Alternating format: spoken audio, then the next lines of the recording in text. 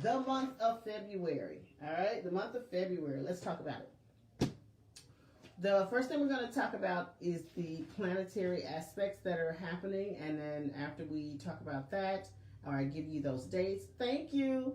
Then we'll go into the individual rising signs, and we'll be talking about where the sun and the new moon is going to be highlighting, where the full moon will be falling, and we'll talk about where Venus will be impacting you for this month. So, as always, my astrological content is primarily geared towards your rising sign, which I always suggest if you are going to consume any type of astrological content, you want to be listening for your rising sign first. You also may hear it as your ascendant. Next, you want to listen for your sun sign, and you can also listen for your moon sign. If you listen for all three of these signs, this will give you a well-rounded overview of the energies that will be impacting you, and you'll be able to recognize when those energies are impacting your rising sign, your sun sign more, or your moon sign. And again, your moon sign is going to be reflective of what is happening to you on an internal level. Your rising sign is what is astrologically happening in real time for you. And your sun sign is more of those general things that are going on with you. All right. Does anyone have any questions? Before I forget, if you do not have your rising sign, you can go online and you can Google it at, you can put in free birth chart calculator or free natal chart calculator. Just choose one. Doesn't matter which one you choose. You're going to enter your date of birth, your place of birth, and most importantly, your time of birth. Please make sure the time of birth is correct, because this is going to determine what your rising sign is, which is very, very important. Now, you can go ahead and do that. Starting off the month on February the 5th, Mercury, the sign of communication, transportation, and all those things that have everything to do of the exchange of information, it's going to go into the sign of Aquarius. So with Mercury going into the sign of Aquarius, this is going to be conversations geared around technology. We're going to have a lot of conversations geared around innovation, a lot of conversations geared around moving forward, because Aquarius represents how we're moving forward in the world. So a lot of conversations around our long-term goals, what we see for ourselves, our desires, things of that nature will occupy the exchange of information that we have going on. The next thing is going to be on February the 6th, the asteroid Pallas, Pallas, enters into the sign of Sagittarius. And I think this year for me, I'm going to get more into researching and inputting some of the asteroids into my content. But the asteroid Pallas is entering into Sagittarius. And what this will do is this will kind of ignite for some people a really broader view on their beliefs. Okay, since we're entering into the sign of Sagittarius, this will be you opening up your mind to your new belief system, how you see the world. This could open up some of us to different ways of worshiping, new philosophies around religion. This could also ignite a desire for learning. So education could be on the agenda with regards to this asteroid. On February the 9th, our new moon, which is representative of new beginnings, this is where we want to plant our seeds of intention. This is where we want to start our manifestations, will be in the sign of Aquarius. Keep in mind, Aquarius is about innovation, forward thinking, forward movement. This is an air sign, so this is all about the mind. So for me, with you doing your intentions around with the energy of the new moon, this is going to be a lot of speaking your intentions into existence, and also writing down your intentions into existence. This will support you on bringing those things into fruition. So as we move forward with the content for this year, depending on where the new moon and what sign it's going into, I will let you know what would be the best way to do manifestation. So because it's in Aquarius of the mind, let's write down our intentions. Let's speak our intentions into existence around this new moon. February the 13th, Mars the planet of initiative, the planet of passion and drive and moving forward. It's going to enter into the sign of Aquarius. February the 16th, Venus, our smallest benefic planet, which represents love, money, creature comforts, all the things that we consider things that we love, beauty, aesthetics, all of that will be entering into the sign of Aquarius. On February the 18th, the sun will leave the sign of Aquarius and move into the sign of Pisces. So February the 18th, we get a change and we go into Pisces season.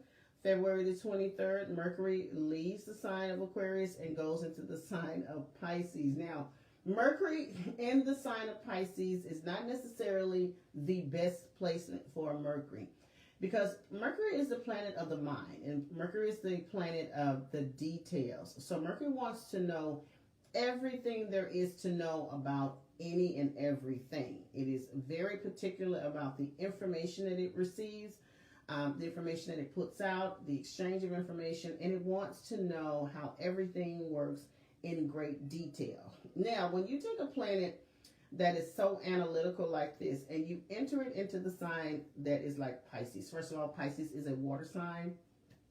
And for me, Pisces is the most intuitive, imaginative, and dreamy sign of the zodiac. So those two things don't particularly work well together, because Mercury is all about what are the details in this thing that we're trying to come up with, and Pisces is like, I don't have any details. It's all in my mind. It's all in my imagination.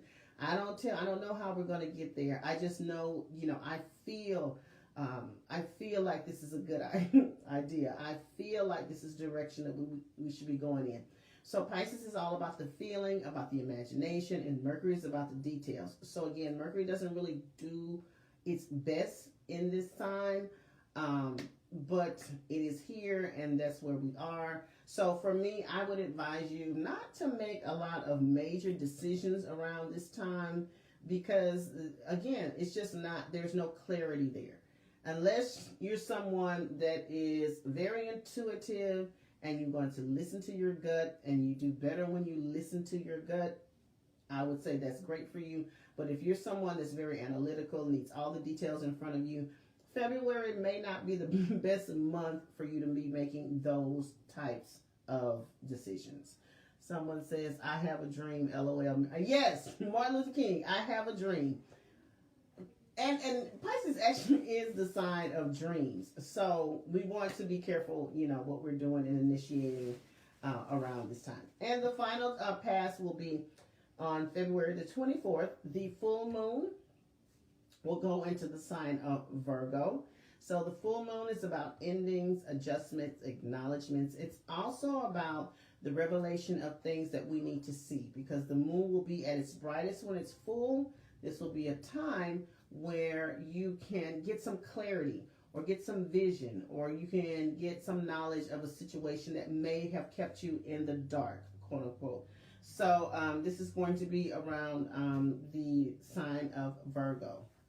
You don't like when someone said, I don't like when the moon is in Virgo. You don't like when the moon is in Virgo? The emotions get real critical. I have a Virgo moon, and I know how I process my emotions, and everything is very critical and overanalyzed. So I kind of understand what you're talking about with that full moon going into Virgo. So does anyone get into the individual rising sign?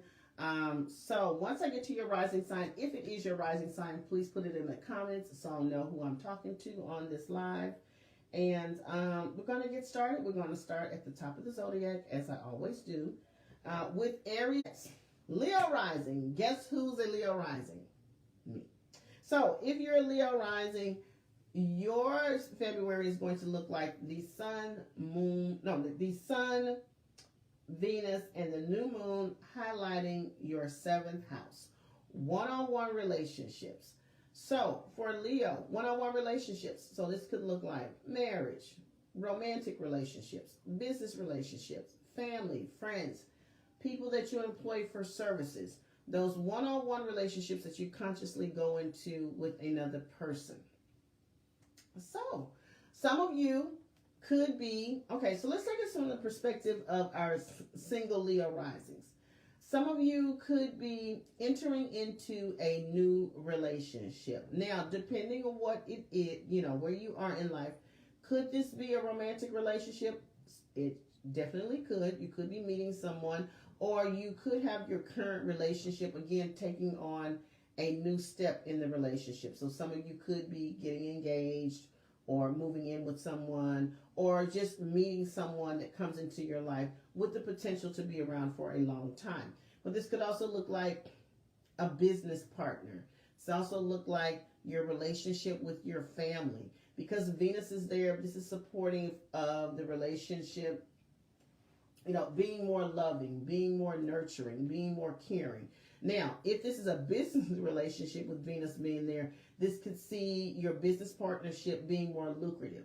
So the two of you making money together, or maybe you decide that you want to go into business with each other. But a lot of tension and changes around how you do one-on-one relationships.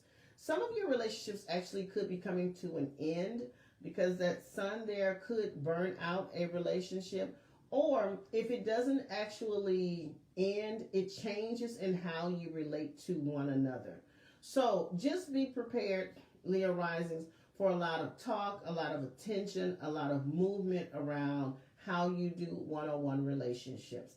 And again, if you're a single Leo rising, this could potentially bring someone into your life. You never know.